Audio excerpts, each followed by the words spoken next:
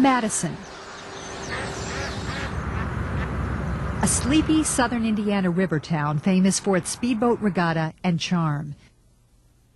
But 10 years ago, what happened on a charred patch of ground put Madison on the national radar with a crime brutal beyond belief. Prosecutors say Shonda Scherer was killed in a jealous rage. Shonda Scherer, a 12-year-old girl from nearby New Albany, was tortured for 12 hours, cut, bludgeoned, sodomized, locked in a car trunk, then burned alive at sunrise. Murdered by 4 teenage criminals who looked like the girls next door. 3 of them hadn't even met Shonda until the night they killed her. Only one had a motive, which Shonda's mother learned of too late. The truth is, this murder happened over jealousy. It didn't matter that it was just jealousy over a girl. You know, it was jealousy. There was a lot of crimes committed because of jealousy. Shonda Scherer was a pretty girl, lively, sensitive, and impressionable. The new girl at school, she fell in with Amanda Heverin, an openly gay girl who quickly made a play for Shonda. It enraged the girl's lover, Melinda Lovelace. Lovelace told friends she wanted Shonda dead.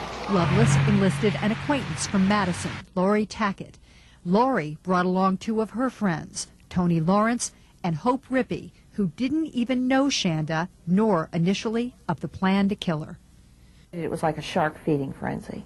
And I truly believe that. I think each child fed off the other's anger, and the more they did, the more they had to do. Madison, Indiana, 10 years later. A lot has changed in the lives of the killers and Shonda's survivors.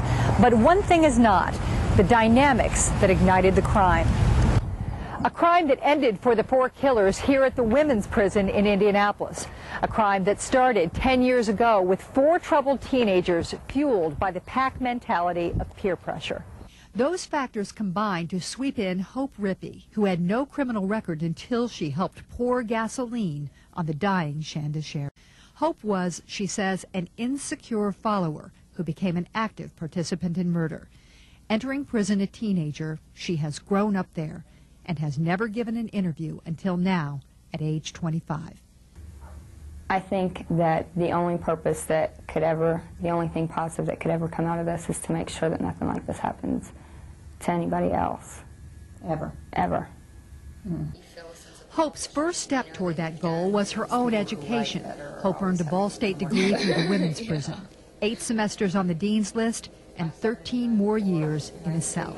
There's nothing that I could ever do to take back what I did or didn't do, because I think that that's major too. There's nothing that I can ever do to repay Shonda's family or the community or anybody else.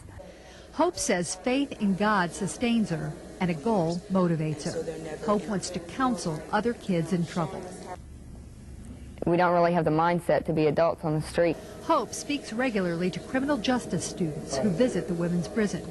And she speaks to kids who flirted with crime. Sometimes there's somebody there that I know is in the situation that I was in. You know, not that night, but, you know, that led up to it. And I know that they're feeling what I'm telling them. That they're not good enough, that they don't fit in, that they're alone, and that nobody is there. Hope wants to be there, counseling in the juvenile prison system when she gets out at age 38. Along with forgiveness, you have to give back. So I think that forgiveness is a process. As it is for Shonda's mother. This is where I'm at on forgiveness. It's just not up to me to forgive those women. It is up to God to forgive them. Which is Hope's desire and her cross to bear.